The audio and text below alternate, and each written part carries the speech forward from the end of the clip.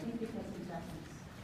So as many of you know, the Sanford Underground Research Facility, or the Sanford Lab, is about a mile underground. The main level is. Most of the big research going on there is physics related, and it's what we call rare event searches. So we're looking for things that are very, very hard to find. And those things are properties of the neutrino that we're not sure about yet, and dark matter. So these are two of the biggest of the top 5 questions right now in physics. And Lux and Majorana are the 2 experiments on the 4850 that are going to be searching and hopefully finding the answer to these questions. And they all need to go underground to be shielded from cosmic rays at the surface of the Earth. So these events happen very rarely, and if we were on the surface of the Earth with our detectors would be completely overwhelmed by cosmic rays and other particles that would be lighting up our detectors and overwhelming our signal for those rare events. Additionally, all of the physics experiments that are going on underground, in addition to being underground, they also need to have their construction materials be very, very radio pure, so have very small amounts of radiation coming from all their materials. And so that means low amounts of uranium and thorium and that sort of thing. So one of the main drivers for the VHSU underground campus is to screen these detecting materials, and I mean every material. The screws, the wires, everything needs to be screened for all of these experiments. And hopefully they will all be screened at the VHSU underground campus, some of the pictures that you're seeing up there. So that's the physics side. We have about 600 square feet dedicated for these screeners. 2 of these screeners have just been in, they're up and running, we're very excited, and they're from Berkeley.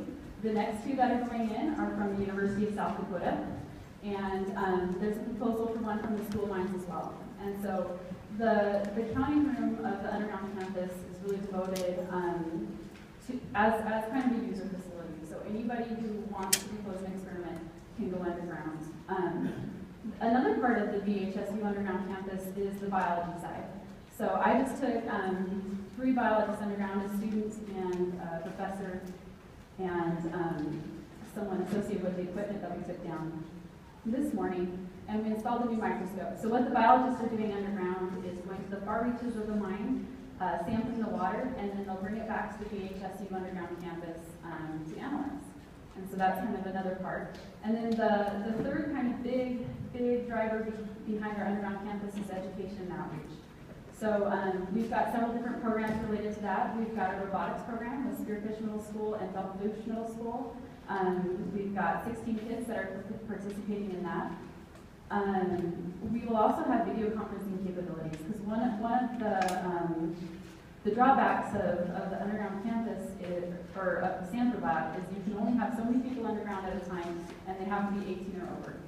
And so we really want the K through 12 students to be able to experience that world-class lab that they have right in their state.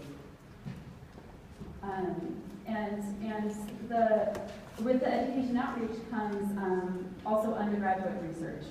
So I think undergraduate research is a great way, I'm sure everybody knows, of getting students involved and committed, and it's understanding what really happens in their field. And so we've had 5 so far. The underground campus has only been open since September. We've had 5 undergraduate students underground, 2 graduate students, and we're hoping to increase those numbers as we get things up and running. So I think that's all I've got to say. Thank you. Thank you very much. There was a lot said there in 4 minutes. And so as you can see, we are placing great emphasis in trying to get the next generation of kids excited about science, so one day they can go into higher education at any university throughout the world, hopefully within South Dakota. And you're seeing those photos out there. Some of them are smiley faces of the regents and our executive director and our provost down at the 4850-foot level. If you want to see more of those photos, we can certainly show them to you at a later time. I'd now like to talk about the importance of our community relations. One of the things that